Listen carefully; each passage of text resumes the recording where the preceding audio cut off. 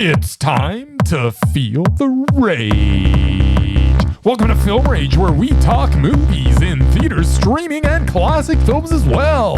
Directors and actors beware, as you cannot hide from the rage. My name is Bryce, and I'm part of the Film Rage crew, which also includes Jim. Hey there, Jim. Hey, Bryce.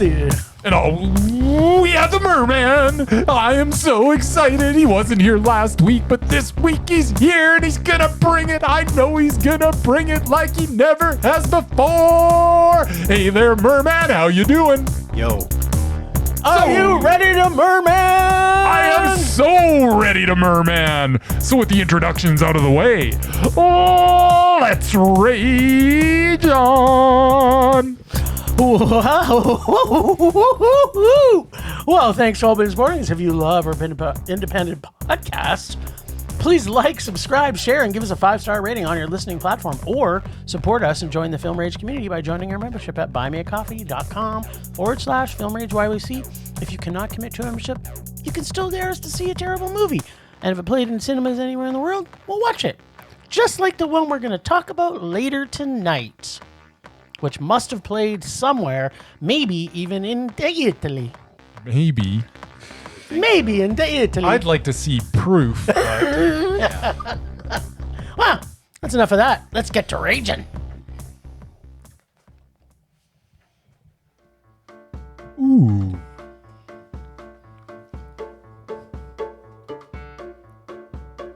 What would the amazing Murman predict? What would the amazing Murman predict? Will he predict the rage or will he predict the mono? Will he tell us all what Jim and Bryce are at the movies? Here he comes swimming to you. Swimmery, all the way from Saskatchewan. Swim, Murray, swim. Swim for us right now. Swim, Murray, swim, Murray. Swim. I will if you guys shut up. Swim, Murray. Yeah, so you guys saw 5 movies this week. 5! Seems rather ambitious. I did not Does see. seem ambitious. I did Until not. next week. I did not see 5 movies this week.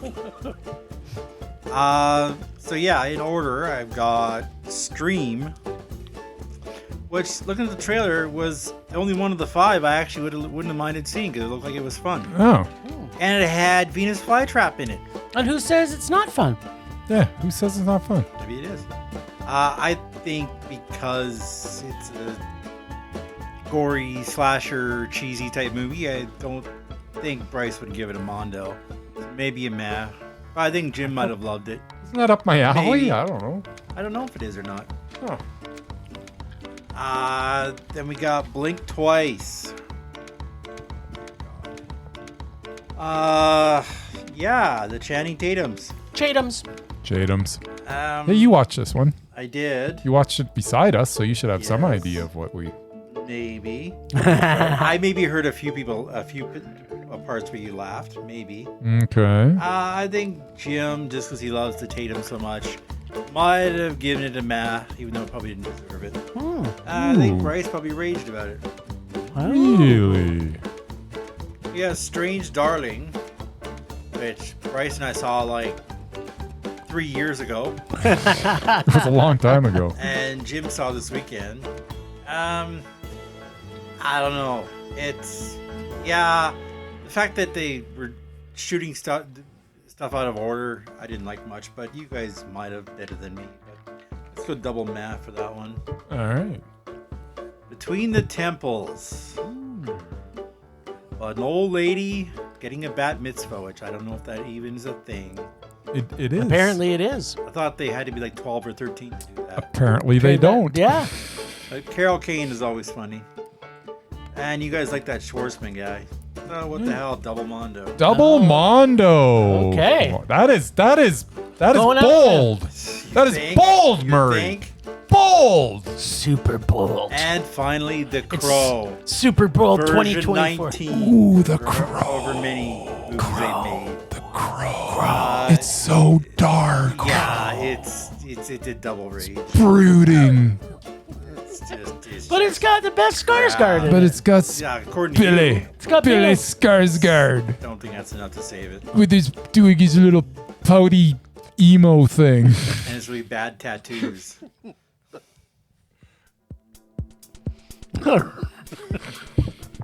I've never been more excited to talk about movies than this week, man. There's just so much going on in this. All right, why don't you tell us about Stream? Okay. Which, actually, before you start, Yes. what I thought was really cool about this movie Okay. was that we got an intro from the production team, and we got an outro from the production team. Like on the screen? Yeah. Yeah, they came introed out and it. said, "Hey, here's the movie," and then they cut off the one guy that was supposed to be funny, and then they carried it forward to when they did the recap or the introducing other stuff they're doing later not Venus after the Flytrap, I don't movie, care. and then they did the same thing to him, and it was hilarious. Hilarious. Wasn't that funny? Stream. So yeah, is it a horror movie? Yeah, it's a horror thought it movie. was. Ish. Here's what I remember. When you weren't sleeping? So there's a family and they go on vacation to like a hotel. And at this hotel there's no internet. I remember that. Yep, Except there is internet, but there's not internet for the For guests. them. that's right. Now, were they actually streaming? So at this, they got all these people there, and I think that they unleashed just a bunch of killers in the hotel, and they're live streaming it. Is that what was going on? Yeah. Okay. I thought they were killing each other. No. No, I don't. Yeah. So, yeah, that's all I remember. So, I saw some of the gore. Yeah. And it was fun. Yeah. Everything else I saw was utterly forgettable. 'Cause I honestly don't know what I watched. Now, you're gonna say that I slept through most of it. No, I didn't say most. Some of it. Okay, I maybe I did. I don't remember sleeping through any of it. It's true. You do have a brain injury. But Right. it was very, very boring. Like I wasn't like, these are the same people that brought us Terrifier, which was not boring. No. Terrifier 2, which was nowhere near as good, but still wasn't boring. No, it wasn't. This was boring. Hmm. But it had some, it still had some good practical effects in it, which I'm just, anybody that's going to put practical effects forward and do it right, I'm all for. Let's keep that flag flying. Yes. There was minimal CGI. It was just such a mess story. Like it's utterly forgettable, this whole thing. And what was the reason? Was this just to get like viewers? Was this? I don't know why they were doing this. Well, I'm Well, guessing do you people want had me to to pay. They had to sign Tell up. us why you. So I guess, you know what? It was a rage. I didn't like it. But I may have missed some key points. I don't know. So first off, you didn't miss any key points. Okay, then it was a rage. Yeah. Okay, good. So we have a family of 4 who gets caught in a hotel where they are put into a game called Stream, where murderers are bet on somehow and get points, and people bet and get money on the people dying or some junk like that. I never 'Cause it was- caught any of that. Because That it was, happened? it's kind of not I forgot really. that. It's not really 100% clear exactly It what sounds the like game Death is. Race, but in a hotel instead of driving on the Yeah, road. well, it's they basically go You and get they extra set up. points depending on who you kill or how you kill But them. you know what? We don't understand the points. We don't understand the money. We just know that there's a giant pool of money at the end that one of the guys is like, I'm going to take this money. But you're like, okay, so I thought it was all these people watching that are part of the money. Like, there's nothing explained and there's nothing clear about it at all, other than you know that there's a game that's happening that people are not knowing they're in the game. And so Okay. it's, if they would have clearly defined, if we knew this I was... also didn't know that they were in the game. Well, but you can't miss that there's the game, so that might have been a part you slept through. But it doesn't matter because I'm starting to think I slept through a lot of this. it really doesn't explain anything.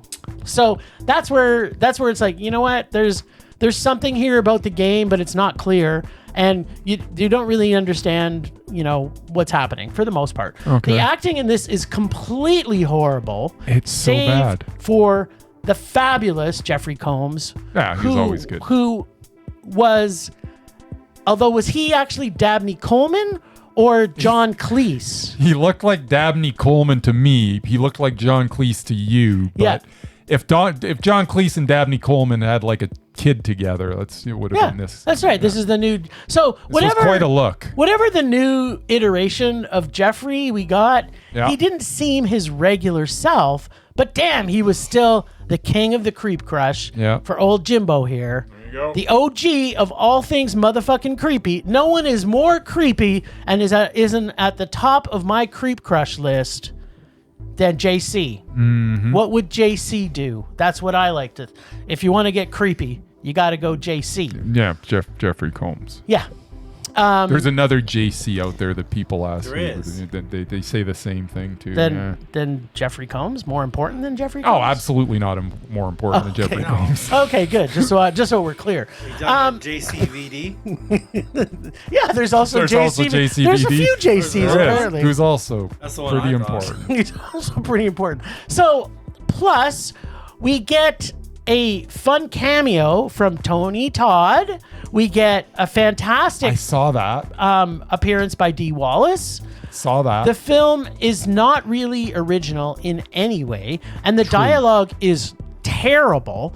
All the victims, save for Kevin, the little kid, are complete idiots. The gore at times is really, really good and hilarious. At other times, it's just dumb and just hilariously bad.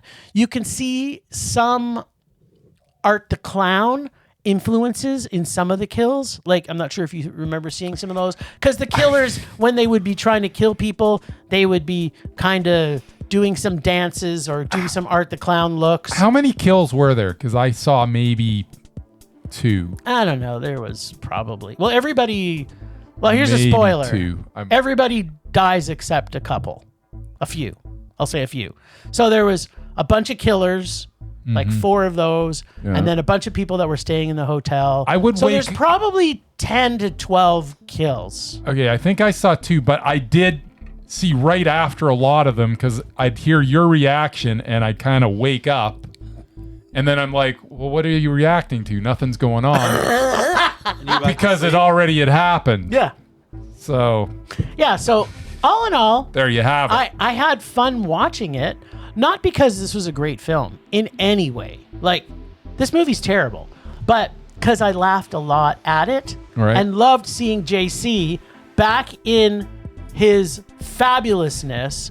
This movie is a rage, but I still had fun. Like, I think this is a movie you should go see with people who can stay awake and laugh together at how bad the acting is. It's kind of one of those ones that's so bad it's good. He must have woken me up about 8-9 times with his laughing.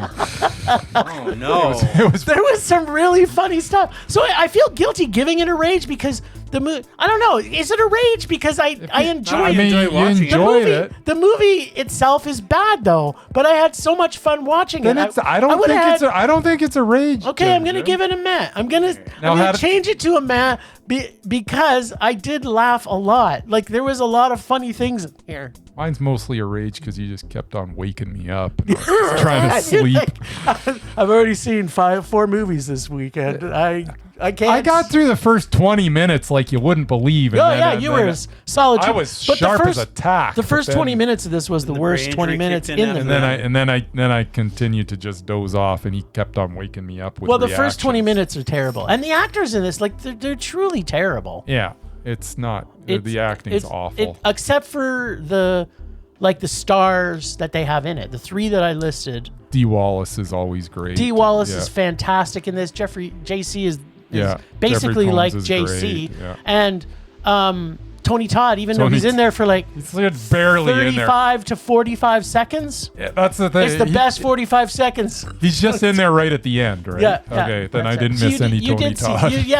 you got the full Tony Todd experience. Yes. Nice. All right. Well, you know what? I suggest if this is playing somewhere, people should get a bunch of friends together, smoke some weed, do some drugs, shrooms, or whatever you want to do to go and enjoy a funny, terrible, really bad, but good bad film. If it ends up on some streaming platform that I have, I might check it out again because I'm not doing it justice. There should be an asterisk by my rage because apparently I saw about 5% of this movie. Well, here's the thing. We've done this before.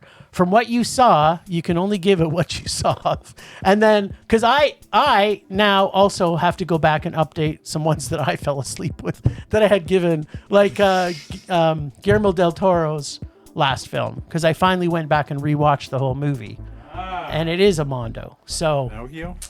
No, not Pinocchio. Oh, I guess it was the one before that. What was the one with Bradley Cooper? Oh, yeah, his brain's not working. All right, okay. I don't know what you mean. Yeah, that's the one. It's that now one. Mondo, so I got to go back and change that. All right. The one with Nightmare Alley. You're right. That's it. Was that Nightmare Alley. Was that Tormo? Yeah. No, I don't remember that. Yeah. Yeah. It was him. Okay. All right, so blink twice. So, Zoe Kravitz, kudos with your debut Baby directorial film. With a red and white themed color palette contained in this well-crafted suspense thriller with one of the slowest burns from this genre that I've ever seen, possibly ever seen.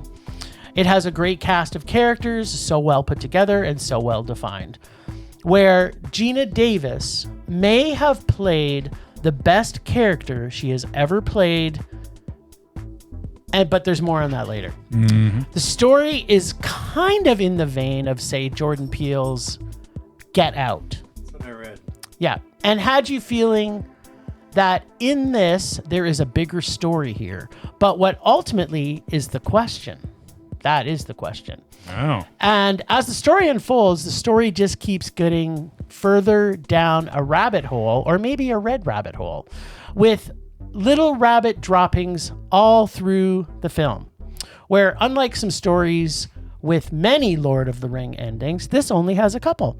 And when it ends, the ending to me was so satisfying. Chatham's in this is fantastic, as was our suave billionaire philanthropist who may or may not be an evil villain.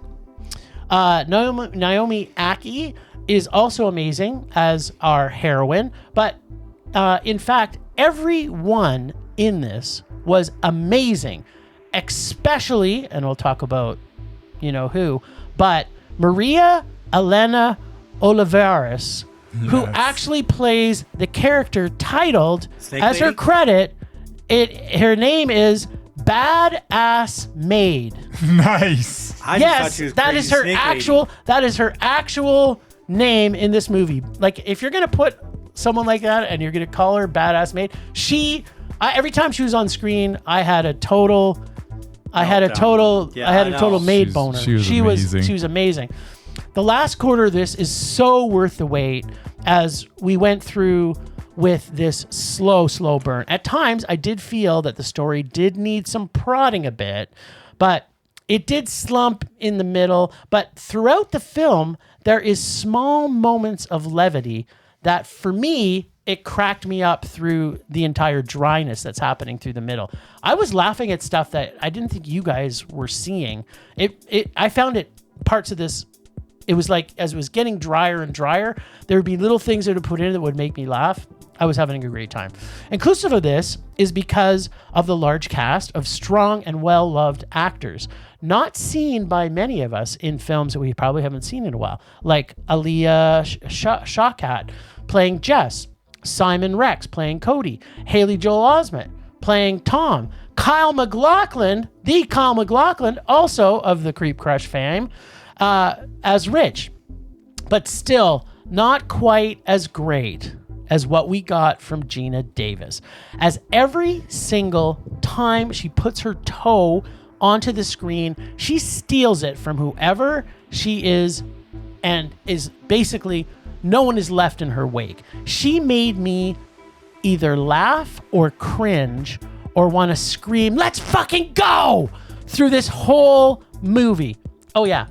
And then there was also Christian Slater. doing his typical Christian Slater actor stereotype A, or maybe it's B. He really only has 2 things he can do in any movie anyway, but in this, for whatever reason, I didn't mind it because he really isn't that much of a main character. I was connected to our lead in this from the beginning, which I felt helped me to stick with her through the entire film. I loved how this all plays out, and it really is a rah ladies who eventually kick ass and punch dicks or potentially stab dicks. I love the ending. I love the characters. I love this film. It was Mondo. I freaking love this movie. This was made for me and me alone, maybe. Maybe. All right. Who's next? I guess that'd be me. All right, go for it. Yeah, the first thing I noticed about this film was the costume and set design choices. Yeah. As Jim mentioned. Since it's usually the last thing I notice, that probably wasn't a good thing. Red and white everywhere. Yes. As somebody who lives in a city where all of the major sports teams are colored red and white, Yes. it gets old fast. Never.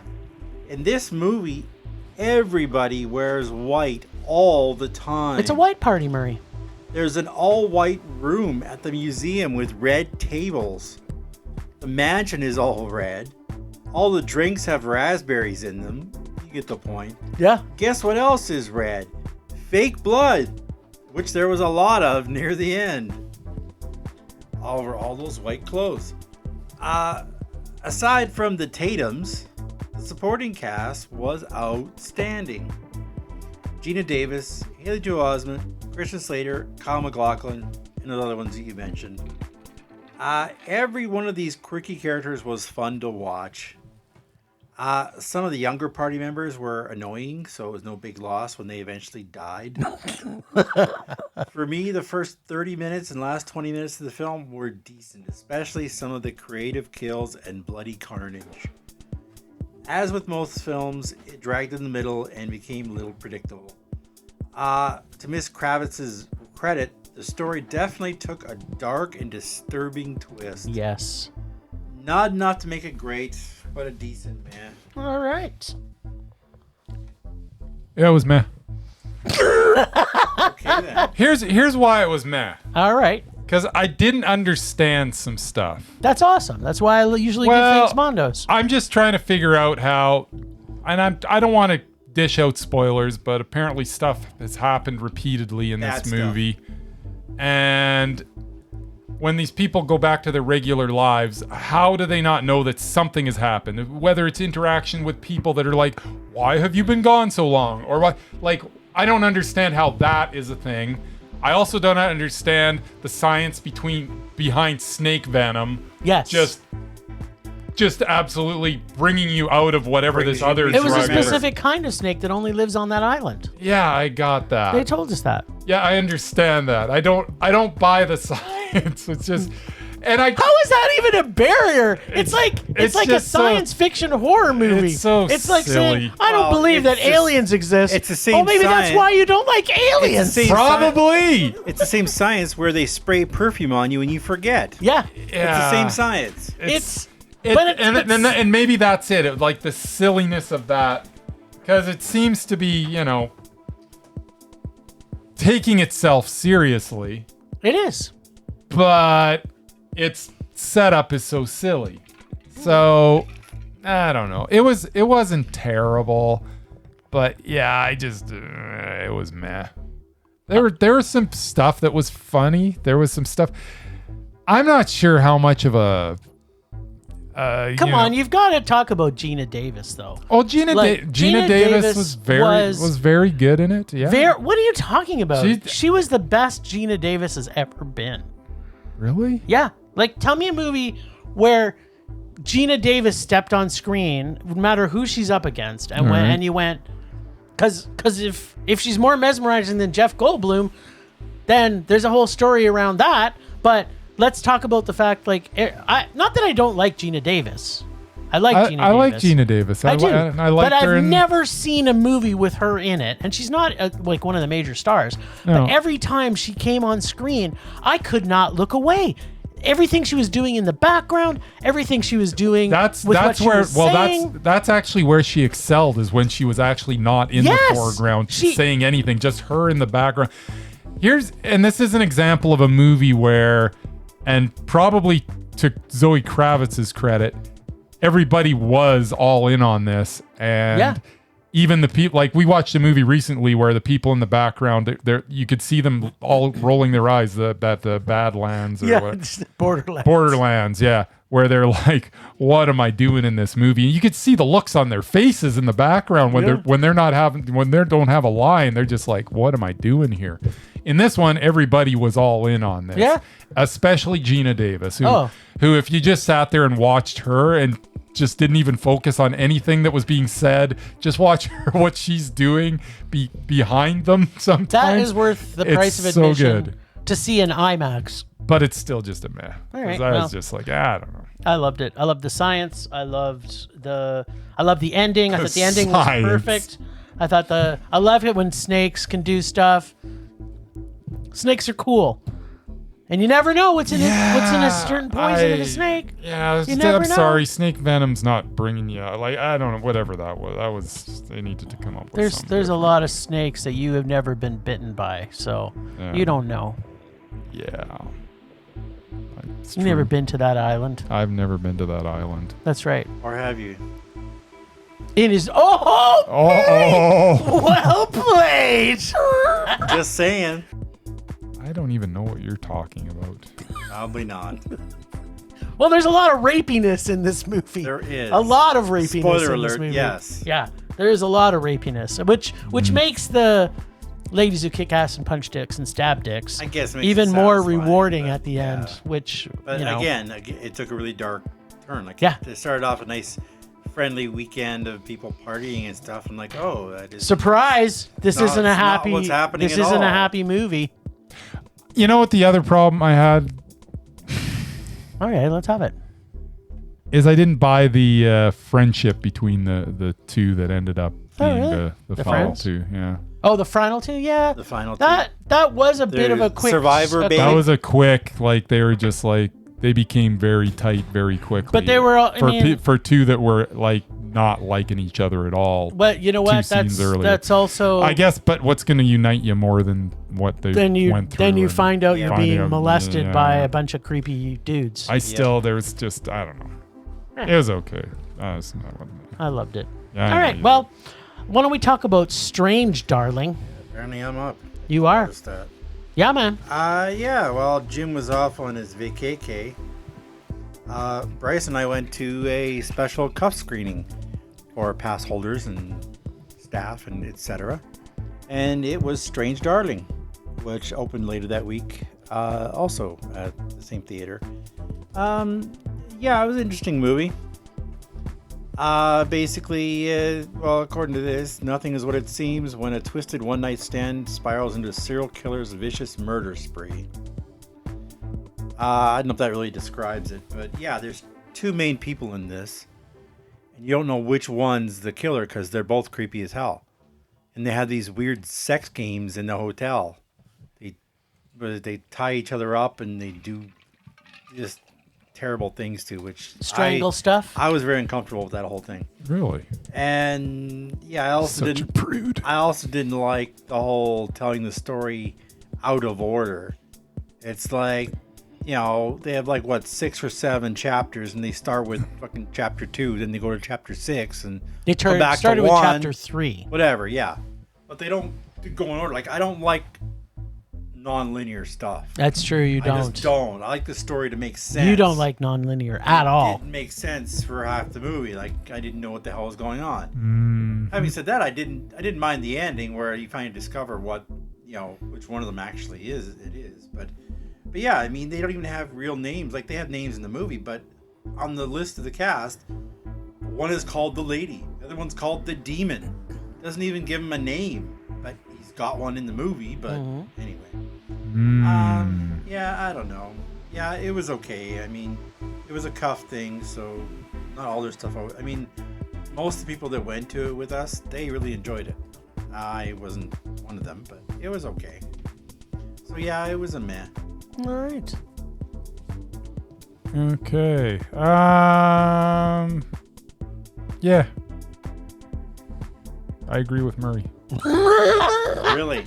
Man, he's a chatty cat. Here's the thing, stuff. Yeah, there's some silly stuff though, like really that whole shot in 35.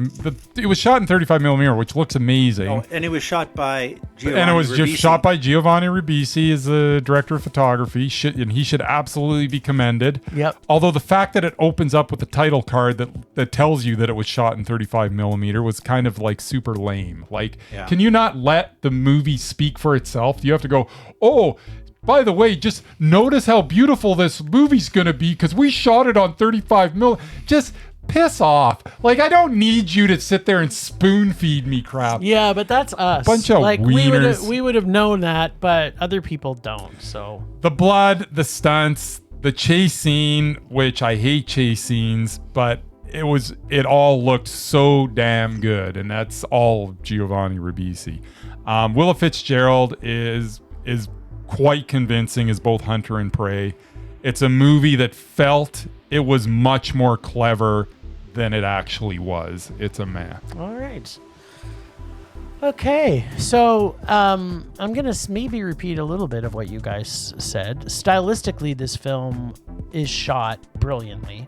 True. As which neither one of you said, as is the music in this. The Music suspense parts is actually really good. are Correct. driven by a score that is jarring and original and at a volume that is driving the story like a race car. There is scenes in this that the music is actually making the scene. The pretend true story comes as it's tough to tell a true story that isn't a true story. It's even tough to tell a true story that is a true story. Unless it's So- the Texas Chainsaw Massacre. Exactly. They mastered it. Yeah, exactly. The original. Yeah. Let's not talk about the rest. No. Yeah, Although everyone. I do like watching Jessica Biel walk across that field. That was good. That was really good. good. Sorry, what were we talking about? Oh yeah, we're talking about Strange Darling. Yeah, mostly especially for this because everyone that the killer comes in contact with is dead by the time we get to the end. So I'm going to give some spoilers in this. It's been out for a week already. So if you haven't seen it, go watch it, then come back and listen to this section of our podcast. So if this is a true story, which makes the lie even more unbelievable as the story unfolds. And this is part of the rub in this one. It takes place in 6 chapters, and we start in the middle of the tale, which helps to build the mystery they are telling. And the director does a good job keeping us engaged through most of the chapters. The issue for me was as the quote-unquote secret starts getting revealed, the chapters where they are revealed seem not as intense or real or believable. And then like most stories where people die with police involvement, especially, how the police are brought in does not, again, fit to how things I feel would actually have happened. Like, it's just, they actually bring it out in one of the scenes where the one cop is like, she's a victim here, potentially a victim. And the other one's going, we don't know if she's a victim yet. So instead of still doing some of the things that they should be doing to make sure that either way, you can still take her to the hospital, but also do the things a cop would do. Because the one cop wasn't an idiot, but he ends up looking like an idiot. So those things kind of took me away from the film, which often does, the reality of a movie that's supposed to be true.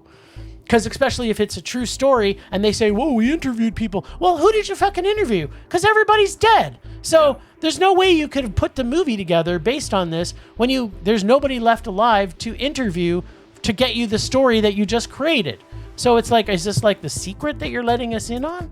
So, I think if they could have fixed like chapter 1 and chapter 2, I think if they could have fixed those two, because I felt that's for me was when they got to chapter 1 and chapter 2. The feel of this movie, I love the feel of this movie. And I think if it stayed with its pedal to the metal through the entire movie and then didn't suck us into the chapter 1 and 2, I think this could have been a super mondo. But alas, even with a perfect ending, and a perfect beginning, I thought the beginning and ending bookmarked it really well. I just got it to a meh too, so I guess that's 3 meh.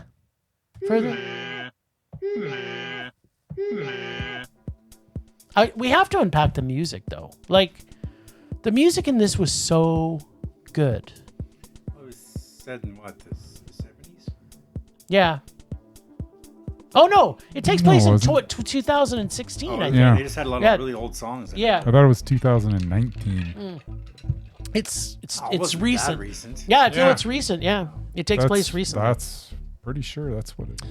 Yeah, the score. I should have looked up who did the score in this, but definitely this is a great score.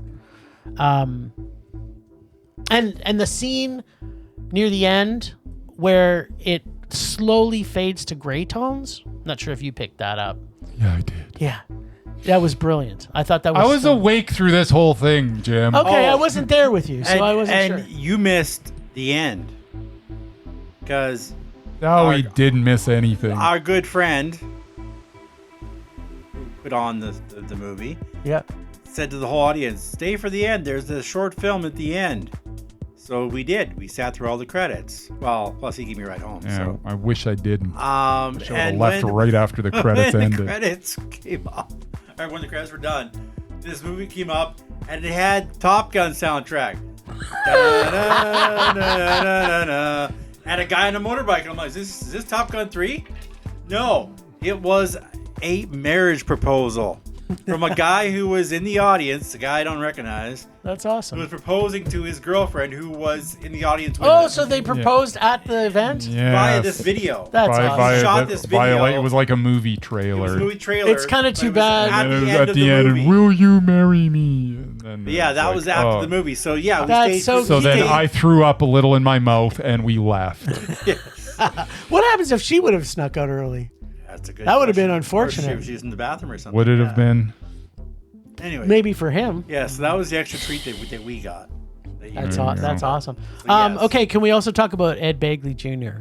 We can. Ed Begley Jr. Like the couple 5 minutes and he the was in it. breakfast. Can we talk about their breakfast? Oh, they their made? breakfast. God, Their yeah. breakfast was awesome. It was So It was the good. best scene. So It good. was so good. There's scenes in this that are so well done. There is a lot of stuff that was a lot of fun. There in this. is. It was so much fun. No, like the fun parts were fun. It was just the dark stuff I didn't enjoy at all. The dark stuff was fine. It just was. I don't know. Like it just was obvious in the beginning that both of these people were very twisted. yeah, It was I guess a race to see which one was more twisted than see, the I other didn't one. find him Nah. that twisted. He was just wanting to get laid, and that Yeah, they kind that's of all. brought that up.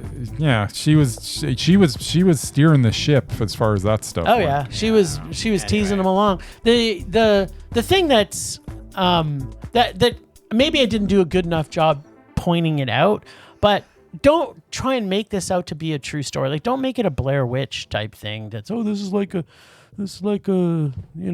Paranormal Activity, Blair Witch. Just make the movie, because if you just made the movie and said I wrote this movie, and don't try and pretend it's a true story, it wouldn't have taken me out as much. I think. And don't put up a stupid title card that says how beautiful your movie looks before you show your movie. Where you actually show it. Ridiculous. But the movie was beautiful. It was beautiful. I'm thinking Mr. It Rubisi. looked awesome, but I thinking- didn't need I think that. Mr. Rubisi's Just little annoyed himself, me. but- Well, it didn't annoy you to make you rage. So you know what? This is a movie people should see in theaters because it's a beautifully shot film. Yeah, it was interesting. Yeah. Yeah, it truly is. All right, you're up. Talking about some Jewish people. All right. Sorry, what was it? Carol Kane. Temples. And Jason Schwartzman. Between the Temples. This story of Ben, a cantor who is having a bit of a crisis of faith as he mourns the passing of his wife and contemplates his desire to live. Wow, that's a downer.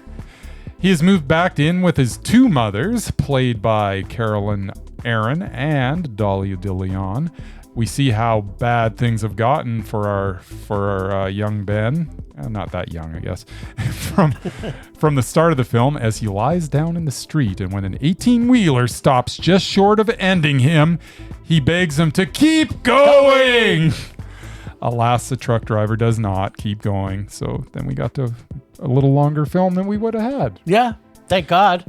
And instead drops Ben off at a dive bar. Here he encounters Carla Kessler, a friendly face from his past, his grade school music teacher. From here, after talking with Ben, Carla decides to revisit her Jewish roots that she has abandoned for many years, as her parents were Russian communists, and later her husband, who had recently died, was a Protestant. So in short, Carla decides it is about time that she has her bar mitzvah, which she had been denied until now. Ben tells Carla no when asked to give her her well overdue bar mitzvah, but quickly sees that Carla is someone that does not take no for an answer. So the lessons begin in preparation for her bar mitzvah, and the relationship grows. Along the way, we meet the rabbi of the synagogue, played by Robert Smigel, who is perfectly cast. I can't say enough that Robert Smigel is brilliant in this. Mm-hmm. We also meet his daughter in the film, played by Madeline Weinstein, who has more than a passing fancy for Ben. The film climaxes with a dinner party that is equal parts achingly awkward and achingly funny at the same time. This is a beautiful story. It is a beautifully acted movie, and it is beautifully shot. Between the Temples is Mondo. Okay. So I'm going to obviously repeat a couple of things. A retired music teacher who wants to finally have her bat mitzvah cause her original 13th birthday, her gift was her period. Ah, yes. Who meets a suicidal morning cantor who lost his will or ability to sing and also to live.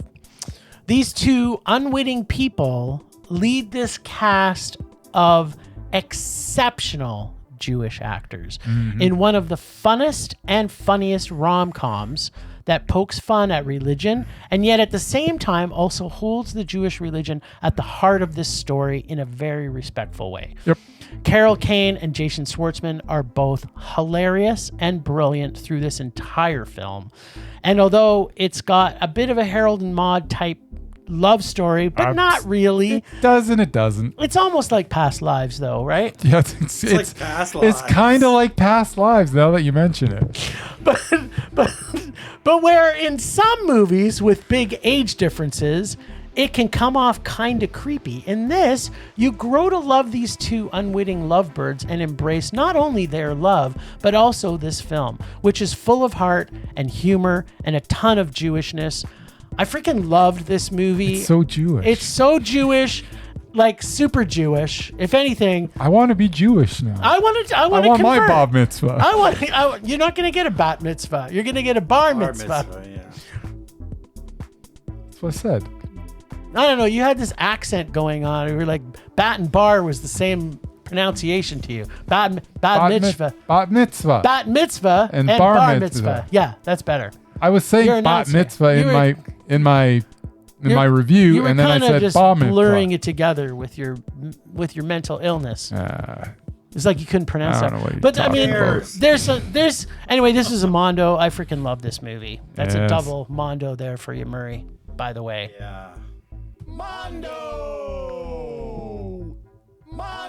And I have a couple things to unpack. Number one, the rabbi, as you mentioned, and his wife, like just the rabbi who could be bought by everybody, and his wife who's like, and I've never seen a rabbi say Jesus Christ. Yeah, so many much. times in the movie. Jesus Christ! It was so funny when he said it. And his two moms, like Jason Schwartzman's mom, with the one that's like the most Jewish mom, like stereotypical Jewish mom from a movie you could ever see. And then his Malaysian other mom, who is like She's like more super Jewish than the rest of the family because she converted when they got married. It's just, and then Gabby, of course, which like, and Carol Kane is just incredible. Yeah, she is. We may have to have a list episode on this episode, which I didn't process because she was outstanding in this. And now that I've come to think of it, I think Carol Kane may be mesmerizing. So guess what we might be talking about later. Alrighty. Well, All I right. got a movie you're probably not going to agree on then. What's that? Wait till you bring it up, then I'll bring it up. Oh, like you didn't think she was mesmerizing in it? Oh, no, I loved her in it. Okay, well, there you go. We're movie talking is- about mesmerizing. We're talking about The movie mesmerizing. itself, I'm pretty sure you two hate Oh, it. yeah. Well, that doesn't. Once again, Murray, that has no bearing on the mesmerizing list. That's right. How was she in the movie? Was she Not how mesmerizing? was the movie. Yeah. They're two different things. We're not Murman. saying she's undoubted. We're saying that she's potentially mesmerizing. Well, we don't know yet. We'll So- see. Well, we'll see. All right. So the last film that we saw in cinemas Yeah. was The Crow. Bah! So I went back, of course, and had to rewatch the original Crow. Yeah, because was right.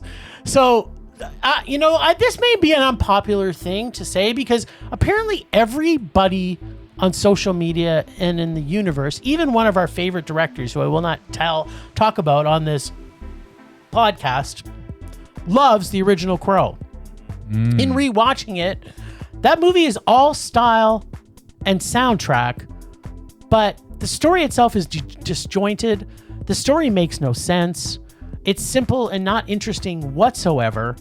I don't know if I get it all the way to a rage, but I did not fully enjoy rewatching The Crow, the original. Okay. So I just wanted to put that out there.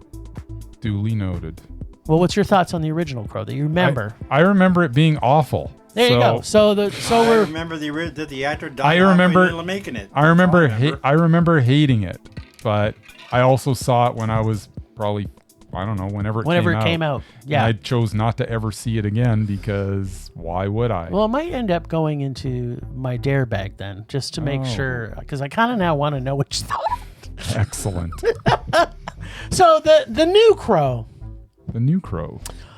what this new iteration of the Crow had that the other didn't was a backstory, because it had the great music like the last one. It had the atmosphere like the last one. Also, this one had the greatest of all the Skarsgards in it, except you wouldn't know it in this film as he's completely wasted in it. In fact, Literally. you wouldn't even know it was him because he was just not present. Not his super regular, dynamic, and often weird and wonderful self. There was absolutely negative chemistry between him and FKA Twigs, aka Shelley. Like, Is that her name? yeah, that's her name. Her name is FKA Twigs. Oh, I know that part. Her name is Shelley. Oh, Shelley was the character she played. Yeah. I want to know what her real name is. Seriously, how she wasn't born with FKA. I can tell you Well, that. I don't know. That's not necessarily true. I want to know what her real Yeah, name is. maybe. Well, maybe it's, 'Cause that's a stupid name. Just saying. I don't know. I don't know if it's because it's all capitalized, so Yeah, I'm it thinking is. it's FKA. No, it's a stupid name. I want to know what her real name Well, is. Anyway. names aren't stupid. They're just no, names. Names are names, man. Yeah, It so is. okay, so this story is boring and uninteresting. I just kept wanting it to be over for pretty much the entire movie. The only redeeming scene in this whole movie is the opera scene, which although was fun, is completely unbelievable because even in an opera house, they would hear non-stop Gunshots. gunfire, and the ending is also stupid because the deal he makes with some dude in this place, Let's call him Mr. Purgatory. Mr. Purgatory Actually, guy, you know what his which name? which You know what his name was? what? His name was Kronos. Kronos. His name was Kronos. I looked it up. Interesting. Yeah, I was going to mention that to you. So anyway, he had made a deal with Kronos that was really the Crow's decision because that was a thing. Yeah,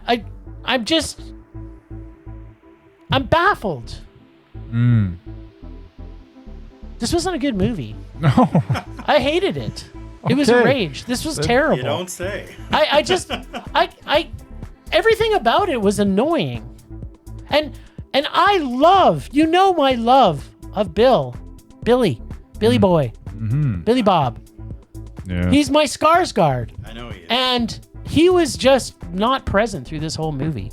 Like, talk about interesting. I got things to unpack, but let's hear what you guys thought about this reiteration. Since I haven't seen the original Crow, The Crow 2, City of Angels, The Crow Salvation, or The Crow Wicked Prayer. Okay, I didn't know about those last two. Yes, they made them all.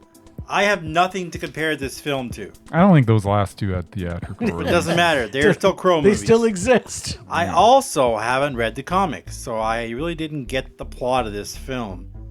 The idea of an undead hero fighting to save souls from the devil/Grim Reaper isn't really new. See Ghost Rider. But this character didn't seem all that special apart from the fact that he healed rapidly. Well, so do Deadpool and Wolverine. At least they know how to fight. This guy just seems to stand there and let people fill him full of bullets. He doesn't fight back. Like, what the hell? Not to say the massacre at the opera wasn't fun. It sure was. But as you said, not believable at all.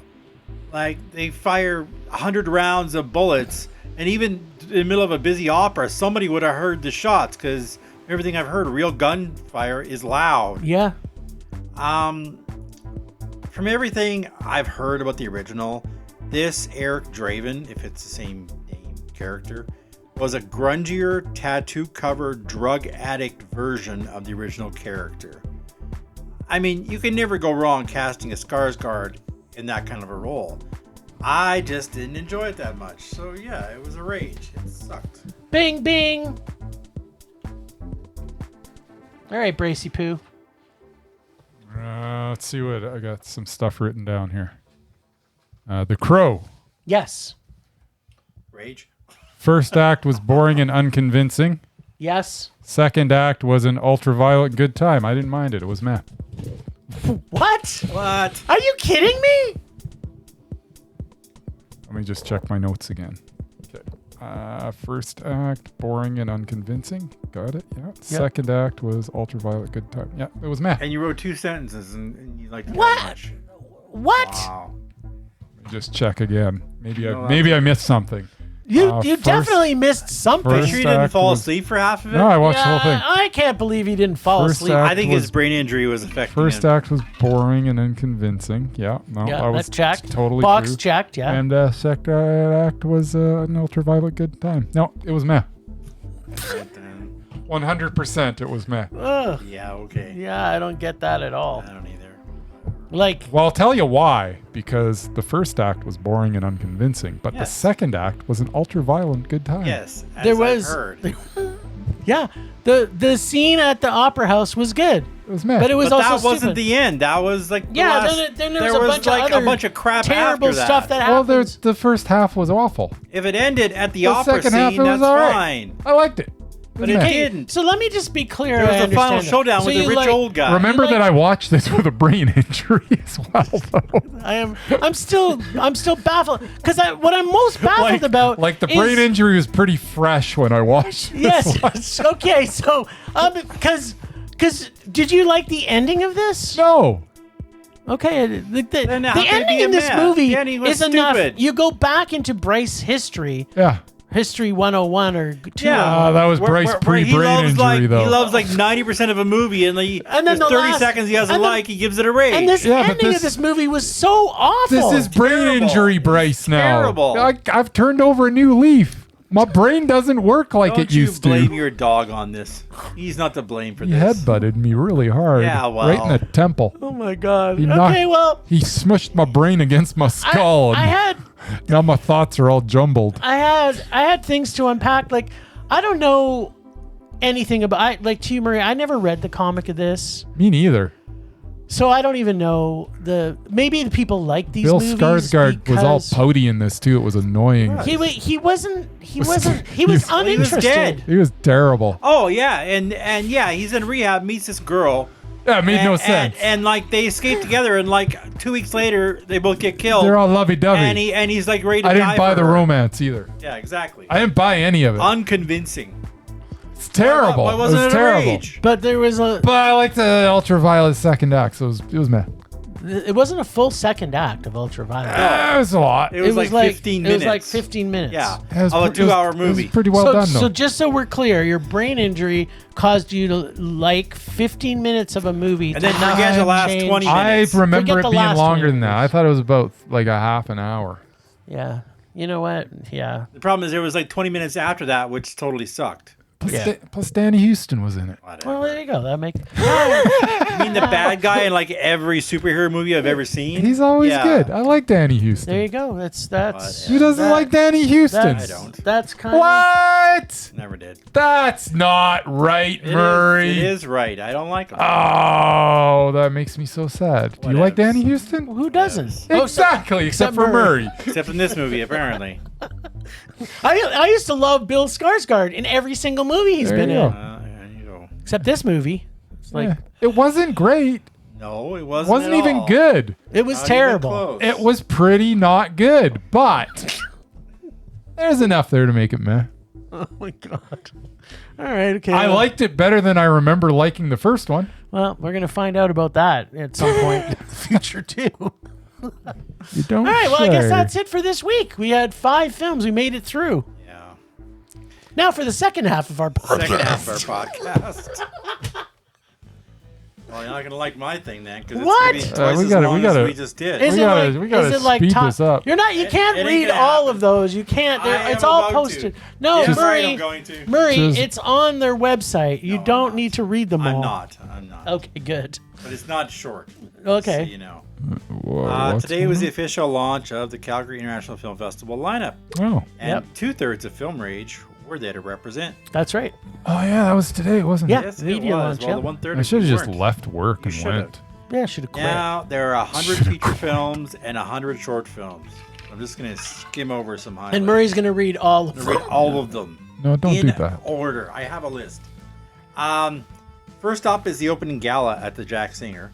We have The Thicket, a western Peter based Dinklage. on a Isn't Joe it like a Lansdale Tubi film. movie? Yeah, it is a 2B I don't production. know. It's a western shot in the winter in Calgary, judging by the trailer. It stars Peter Dinklage, Juliette Lewis, and many others, including James Hetfield from Metallica. Nice. Dinklage and co-star Leslie Grace will be in attendance. For those listeners in the good old USA, it actually opens September 8th In the U.S. in the yeah. US. Not here. Mm. Next up, we have the Tragically Hip. Canada's own Tragically Hip. It's called No Rehearsals. This one has a special meaning for my buddy Jim, who loves the band. Gord Downey, I the do. lead singer, Do you? died from brain cancer. This is a 4.5-hour production directed by his brother. You either love that and band or you just like. showcases everything. I think. Even I with think. 2 screens, it's going to sell out quickly. I think Bob Cajun is one of my favorite songs ever written of all time. And I say, Well, and Perhaps you need to I listen turned to to it him more. during the trailer. I'm like, I'm I've one heard of the it. few who doesn't love it. I mean, Many times. I would like the story of what they all went through and stuff. But yeah, the music itself, I Eh. can take or leave it. But exactly. it's That's good. what I'm saying. People But for either those people people who would love either it- like travel 1,000 miles to see them, or there's just like, Well, and they will travel. and there's no in 1,000 miles to see between, this. and nobody hates them. Anyway. See, I wouldn't travel a 1,000 miles, but I think for a Canadian, like they are the iconic Canadian rock band ultimately. No. Yeah, they have more stuff. Like there's been analysis done on them, but there's more things in their music and songs about Canada than any other band. Like as much as Okay. Rush may be the most internationally known Canadian band, they don't sing about Canada. These guys sing about Canada a lot. So, which I love. All right. I have a tattoo of the Canadian flag on my leg. Yeah, I get the Canadian thing, but it's Yeah. got to be backed by like good music. Yeah. Like they don't have good music. They have great music. They have some good they music. have sometimes listenable music. Okay, now we've stepped over a line. All right, keep here's going, Murray. here's the thing. Music to everybody. I don't blame anybody for any music they like. I may not like it. At the end of the day, whatever moves you is what moves you. And Yep. I have, we can sit there and badmouth each other's tastes in music. It doesn't matter at the end of the day. If it moves you, it moves the you. documentary Yep. about it. Yep. Which is 4 hours. 4 hours long. 4 hours. Yeah, 4 that's, episodes or whatever. So Yeah, it's not even a. And It's a freaking mini series, it and is. I don't And understand it's why they playing do in this. At both the screens at festival, once, but so whatever. it's Yep. going to be an event. The closing night film on the final Saturday is Lucky Star, directed by one of our friends, Gillian McKercher. Yeah. It's a story of a reformed gambler who gets scammed and must return to the high stakes of poker to make his money back. It was locally shot and produced and promised to be an exciting night. I can't wait for this one. Hope I get to see it. Ready? There are a variety of music on film docs to check out, besides The Hip. Okay. Linda Perry, Let It Die Here is one of them. Luther Vandross, Never Too Much, and many others. Some others to watch out for, unfortunately. My thing is all washed out. And Anora, I think. Honor. Yep. Yeah, it's done by the director of the Florida Project. Yep. It's the I love the Florida story of Yeah, a Brooklyn it's sex great. worker. She falls for the son of a rich Russian family, and they get married. And it's described as a Pretty Woman type story. Oh, good. Hopefully, it's a lot better than that. Wow. It If it actually is, it'll be won- great. It won the big jury prize at Cannes this year. Yep. So we also I've have never won a jury prize at Cannes. either. You never won We nothing. have to make a movie. That's I've won stuff. You've won the concussion of the year. Whatever. I'll we concuss also you, have Bird. Bird. Latest film. Yep. Award-winning filmmaker Andrea Arnold. Bird Yes. by Charlie. Is it about Charlie Parker? No, it's Oh. starring the always mesmerizing Barry Keoghan. Yep. Story like Barry revolves around a girl raised by her father and brother in a small town, and she is forced to look for attention elsewhere. Yeah, we'll be seeing that one for sure. One for Jim to look out for is Bookworm, starring Elijah Wood. Oh. It's a New Zealand film about a 12-year-old and her estranged father who set out in the New Zealand wilderness to find proof of a magical creature, which comes with a cash prize. Father-daughter bonding with Elijah Wood. Yes. My third favorite creep crush. There you go. Another big deal is My Dead Friend Zoe, which I still have no freaking idea what it's about. It won the big prize at South by Southwest this year. Okay. Star-studded film has Ed Harris, Morgan Freeman, Utkarsh Ambudkar, Moira Rubin, and Sonequa Martin Green. It was also produced by Travis Kelce, that football dude. Okay. His name's on it. I don't know. Of course, festival season wouldn't be complete without a Kate Blanchett film. This time, it's Rumors, an apocalyptic comedy horror about the G7 summit and a world crisis. Joining Blanchett is Alicia Vikander and Charles Dance. Nice. It sounds terrible, but it's going to be spectacular. There's so many films we're checking Remember out. her last movie that she did? It sounded terrible. One but it about, was- one about the orchestra? Borderlands was terrible. Oh, did that for But the money. Tar was Did that also for the money. Tar Tar was brilliant. That's brilliant. different. It They should do also stuff for the money. it also sounded terrible and was brilliant. There you go. You never know. There are so many films worth checking out, either in person or online. Yes. When the site goes active. I'll wrap it up with another one that caught my eye from the Late Shift series. It's called Dark Match. It combines professional wrestling with a satanic cult. Yes! It's a bloody Something romp. for everyone. It's part gladiator match and part ritual sacrifice. Oh, Sounds awful. And it This sounds like stars the best Winnipeg, Manitoba's Chris Jericho. That makes it even worse. Y2J himself. I'm sure his acting is terrible, but maybe he gets killed in some gruesome way. you know what? This is the only That's movie I want to reason see enough now. to watch it. That's right. Ay, So- ay. Yeah, there's like so many other ones I didn't talk about. Yeah, there's but- so many. And I didn't talk about documentaries, and they didn't really mention anything with the world cinema stuff. Yep. But check out like their Yeah, website. it runs from September 18th to 29th. Tickets go on sale next week. Some of the bigger events you can get tickets for now. Yep. For a full list of films, go to www.sifcalgary.ca. There will be streaming options also, but I'm sure geo-blocking will be in effect. Yep. So if you're able to get here, watch it in person. That's all I got. Nice. See, All right. I blew through that for you. You did. You blew it. Blew it, all right. Temperature rising. Vision blurring. Rage taking over.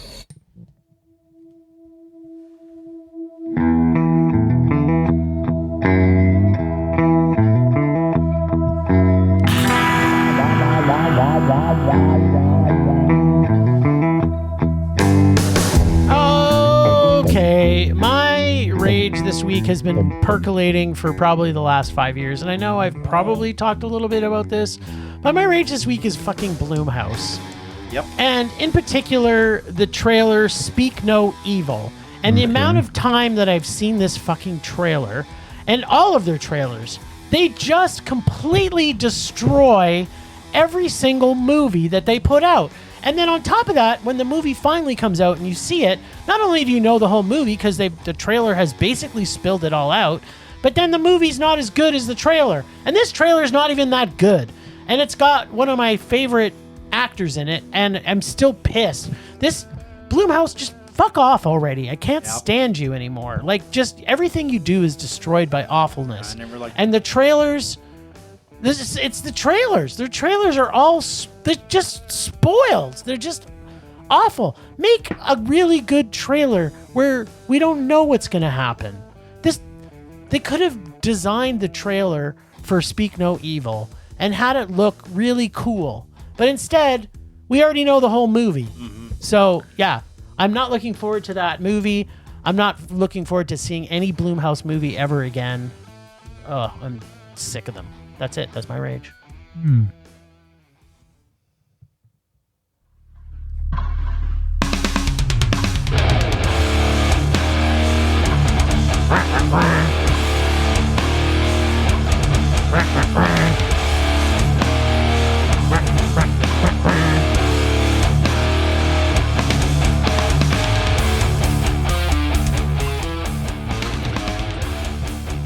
All right, so I don't really have a rage per se this week, but I do have an update on a previous rage. Oh, God, not more about the scene card. More about the scene card. Cineclub, to be precise. Now, here's the deal. Cineclub, the ongoing saga of Bryce Hollingsworth. But here's the thing. So I get this email, and it says that they are updating their terms and conditions. Yep. Cineclub members will always now be able to purchase 2 member-priced admission tickets per showtime for only $9.99 each, regardless of if they are also redeeming the saved monthly membership ticket. Wait, this was generated just because of you, probably. And that's what I'm saying. That because I sat there and I talked to Joe Blow like 3 consecutive nights, voicing my displeasure with how that it was operating, and it took 3 times for him to clearly state what it actually was. But that 3rd time, I'm like, okay, now I get it, but now it's dumb, and here's why it's dumb. And I listed out all the reasons. I was clear, I was concise, and I guarantee someone listened to that back, because they always say that we're recording this for quality assurances. Yep. I guarantee that either he went to someone and said, you know what? He's right. This guy doesn't have a brain injury. You should listen to him. Or they changed the policy somebody for the whole just country. And they've changed the policy for the whole country, and it's exactly the way it should be now. You can sit there and collect all the free movies you want, and you can buy 2 $9.99 tickets every time, where before, if you had any free movies, you could only purchase 1 $9.99 ticket. And that's crap. And guess what? They rectified it. So good on you, Cineclub. Good on you, Cineplex. You listen to the little guy. So I hear what you're saying is you don't have technically a legitimate rage. No, You've got a he doesn't. raging boner for Cineclub. Exactly. Right now I do. All right. He's just got Although a they're huge- just doing what, Landmark was doing. Landmark from Movie Lovers Club was doing from the beginning. He just got a huge pat on the back for himself, is what he's doing. Well, he's taking credit for it, but ultimately is. he's It probably is not the only one that's had that. I somehow doubt he's the only person. But in the whole country to complain I about it. guarantee that I was, because you know what? I had the operator laughing his ass off with the way that I was presenting the whole deal. So I guarantee that he was genuinely entertained by me by the 3rd time. He was annoyed with me after the first one, The second one, he was warming up to me. And then the third time I called him and I got the same guy again. Same guy. He's like, okay, this is how I thought. I'm like, okay, now I understand it. And here's why it's completely dumb. And I don't know what I said. I just remember we were both laughing pretty hard. Nice. And I believe that is why this has happened. And I convinced you. I'm gonna. You know what? Let's take this to the real person who has credit, All right. which is me. Because I said to him, I'm tired of you whining about this. You need to call their 1-800 number because they're really good to talk to. Yeah, you said that. And then he finally to be did. honest, he annoyed me the first time. I think we went through the same progression, though. We were annoyed by each other the first time. The second time, we were like, okay, whatever. And then the third time, we're like, yeah, this is my best friend. We're best friends. And now he's got his picture now- on his computer screen. Now they're pen pals. That's right. I wish. Exactly. Rage subsiding. Pulse slowing. Anger fading.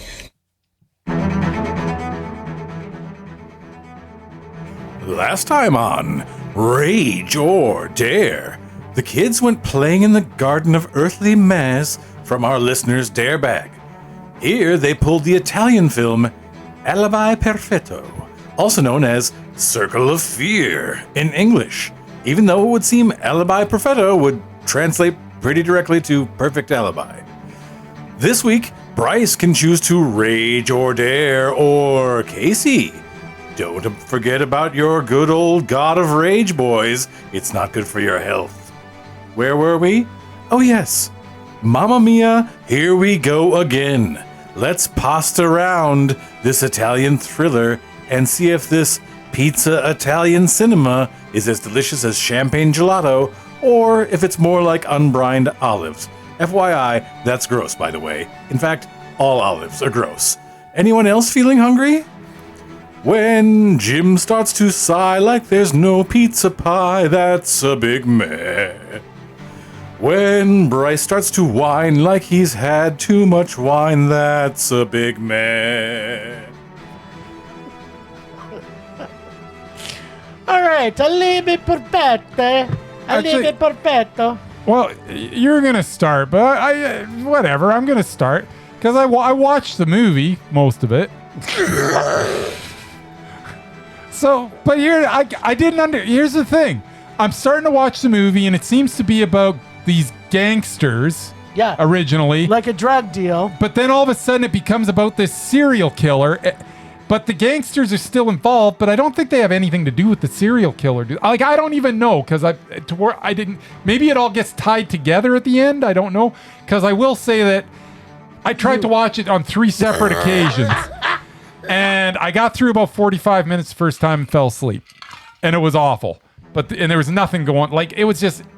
There's this weird love story. And then they seem to break up, but I didn't really see them break up, but apparently they're broken up.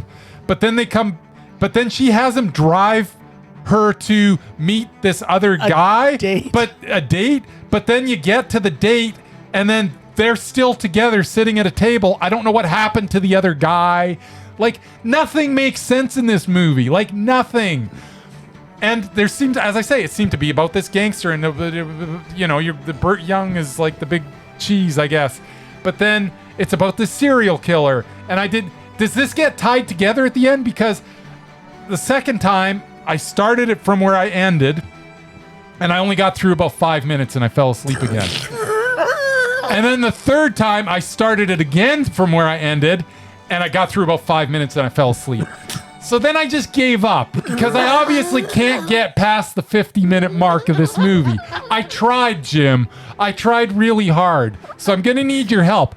Does the serial killer and the gangster stuff tie together in any way? Like, Okay. I was very confused. Let me tell you about this movie. Okay. Okay. By the way, it was a rage from what I saw. And now you know how I feel watching tried. every foreign movie you guys ever dragged me to. Well, this wasn't This like wasn't a even a foreign foreign movie. It was all movie. in English. It's all in I thought English. it's Italian. I It know. was made by Italians. Yep. but they were all very American actors for the most. Not all of them. Some of them, just like all these Italian movies where Why they the tried hell to they have make an an Italian American title movie. then? They're trying to make an American movie, and they put American actors in it. But then they've got Italian actors who I'm pretty sure don't speak English and are overdubbed with English. Oh, yeah. With English Totes. dialogue by somebody doing it like an overdub. Totes. So, but anyways, it's and it looks like it. It's awful. But Okay. tell me about this. First movie. off, what the fuck is with this music? Yeah. Which is what I said for the entire movie. Yeah. And then I said, what the fuck is actually happening I didn't know. through the entire movie? Okay, I wasn't. See, I Yeah. was watching. Like hiding behind chair legs in a gunfight. Yeah. Or Yes. what I think is a sting operation for something I have no idea. No. But you get lines like, how many times do I have to tell you? Check if they're dead. Which makes me think she kills a done this a lot few of people times. Yeah. that aren't dead. I mean, how many times do you have to try and kill people as a cop to have to check if they're dead? I don't know. And who is she, you may be asking? Lisa, the cop. Yeah. Oh, sorry, scantily clad sexy cop Lisa. Yes. And her partner, the was pretty hot-headed sexy. dude, Tony. Neither of which can act, and I'm guessing based on this movie, never acted again. Sorry, let me rephrase this. Never appeared in a movie again. Because acting is too strong of a word for what they were doing. Then I think a mystery starts to happen, but not before we find out Lisa and Tony are not only partners on the job, but also partners in the sack. Tony and his ex-wife get shot for some reason. Again, there is terrible music that plays, followed by more deplorable acting, and no real plot develops. And then we do get that horrible and horrible saxophone jazz music that comes back. And by this time, I'm not sure which is worse, the acting or the music. So I decided, you know what? I'm going to flip a coin. So I actually flipped a coin, and it lands. I don't know if this is fate or the universe telling me something, but it landed on its side. Even fate could not decide which was worse. Then photos show up to Tony, where his now dead wife, I think she's dead because we never find out, but I don't know. she disappears, had shot some of these for some reason that makes a twist in the story, I think. Yet I'm still wondering what the initial plot is and what the fuck is actually happening. So horrible music, terrible acting, no plot, followed by music, acting, plot, music, acting, plot, music, acting, plot. And then I realized the movie itself was my circle of fear. Fear that I may never survive this film's awfulness. And I think the most popular word in this movie is Mancini, because they said it like 100 times. Then Lisa, I think, found another acting job a job where she's not in the movie, because she disappears, and then Tony starts solving a mystery that I didn't even know was there. But then Burt Young shows up and does not say Rocky, not even once through this entire movie. No. And Rocky's Italian. So if you're in an Italian movie, Why- you'd think Burt Young would be saying Rocky. Yeah. But he never said it once. The lighting goes from dark to light in every other shot. Lisa comes back to go on a friend date for some reason. I don't know. But gangsters show up. And then there's a shootout. Then a random murder happens. Then the whole Yes. time this is I playing saw out. that. Yeah. So the whole time I thought they were narcotic cops. But now they're That's what I solving a thought. murder. But now they're solving a murder. So Okay. I have no idea what is happening. But what does that have to do with the I gangsters? just wanted it to end. And then you know what? It did end. And I cheered, and then my circle of fear was finally complete. This was horrible. Yes. Why anybody would make this is beyond me, Yeah. but the ending was funny. Yeah. Tell me about the ending. Cause the killer stabbed themselves in the dick. Which is how I felt that I may end my life if this hadn't ended when it did. I was like, how could I get out of this And This goes on perhaps for another 10 minutes. I'm stabbing myself in the if this dick. goes on any further, between the music and the acting and the plot, I thought the only way I'm going to get out of it is if I stab myself in the dick. But then the guy did it. So I was like, you know what? This movie ain't so bad. I actually think it might have been a myth because of the dick stabbing. There's some dick stabbing in The it. dick stabbing kind of made it all worthwhile. Okay, so there was no relationship between the one story about the mobsters and this. Not that I could see. And this killer.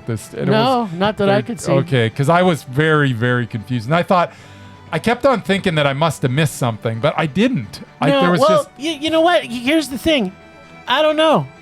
And I watched the whole thing. But I do have to admit, I did the same thing that you did. The first time I started watching it, I fell asleep. Yeah, it's like. And then I watched it a second time. Guess what? Yeah. I also fell asleep. Yeah, it's. But then the third time, You got through it. I got through the whole thing. Yeah, see, third time I Third time's conked the out. charge. I watched that same 5 minutes over again and then out like a light again. You know what, Murray? Whatever you do, don't watch this movie. It's and don't awful. have any knives around your dick when you watch it. Yes. That's what I want to tell you. Because you say, you know what, that's got to be better than watching this movie. And if you're not circumcised, you may want to just do that yourself. All right, so now you got to pick a movie there, Buckaroo. Oh. So you've got Casey Yeah. or me.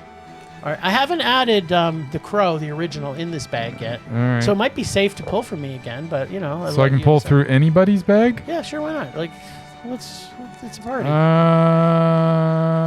We have an Lister Dare bag, which I'm going to pull from Murman's because I don't think Murman understands me. Oh, I don't? No. Think I get you? I think that I am going to pull something wonderful out of this bag. By the way, Michael Woods, who played Tony, he was in Canadian Bacon. well, there you go. Okay. Yeah, as State Trooper number 1. Okay. And he was in, are you ready for this? FX2 as, are you ready for this? State Trooper? Mobster number 2. There you go. Nice. And that is his entire That's cinematic career. quite a career. He was also in some TV stuff. And Alibi Perfetto. Yeah. So he had 3 movies and about 5 TV series. All right, so what are you going to see from the Mur this week? I don't know. I can't get the bag open. Okay. It's one of those zip bags, and I kept on zipping it the wrong We're way. all zip bags. You're a zip bag. See what I did there? I didn't do anything. I just said you're a zip bag. And Baxter must have really hit him hard. Yeah, That's all I can say. If it's not evident. I am resealing the bag so that there will be no funny business It will going stay on. fresh. That's right. Murray, while you're at it, do you want to just write on there The Crow, the original movie? Okay, are you ready? Yeah.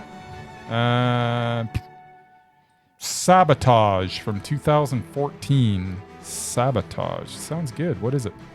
I don't remember. I know it's on Tubi. It's on Tubi. Well, they're all of them Tubi. It's Arnold Schwarzenegger? Sounds awesome already. Did this have a theatrical release? If it has Arnie, of course it did. It says April 11th on the poster. Huh. David Ayer, Arnold Schwarzenegger, Sam Worthington, Terrence Howard. Well, this is going to be great. I love Sam. Well, I gonna don't be- love Sam, it's but I do gonna love. be Mondo. I love Terrence Howard. I am at the very least intrigued. So this had a budget of $35 million, and it had a worldwide gross of $22 million. So it almost made half its money back. It's pretty good. With Arnold in it. And there's a character named Bryce in it. There you go. So far, it sounds like it's a winner. It's funny that Maybe it'll all be the a characters in this have nicknames. John Wharton is actually John Breacher Wharton. James Murray is James Monster Murray. Julius Edmonds is Julius Sugar Edmonds. Eddie Jordan is Eddie Neck Jordan. Joe Phillips is Joe Grinder Phillips. Like they're all, every single one of them, they got a nickname. Tom Pyro Roberts. It sounds like an A-team. Maybe it's the type. mob. Maybe it's the A-team. Bryce Tripod McNeely. That's what I'm going to start calling you from now on. Tripod? It's because my wiener's so big. No, it's because you've got a giant thing sticking out of your head from your brain damage. Oh, Yeah. because my wiener's not that big. No, it's not. It's very small. Embarrassingly so. You know what? That's almost a perfect transition. To end this? Yeah. I agree.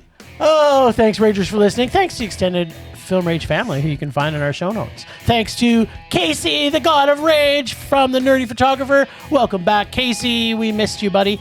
Find us on social media. We're at Film Rage YYC. Check out everything Film Rage at filmrageyyc.com, including our merch site for Redbubble and TeePublic. We always want to make this a raging blast for all listeners, so please comment, like, and subscribe, and send us emails to filmragecalgary@gmail.com. Dare us to see terrible movies to fuel our rage, but no matter what you do, please, please, please, pretty please, please, please, Omega's all rage. That's it for this week.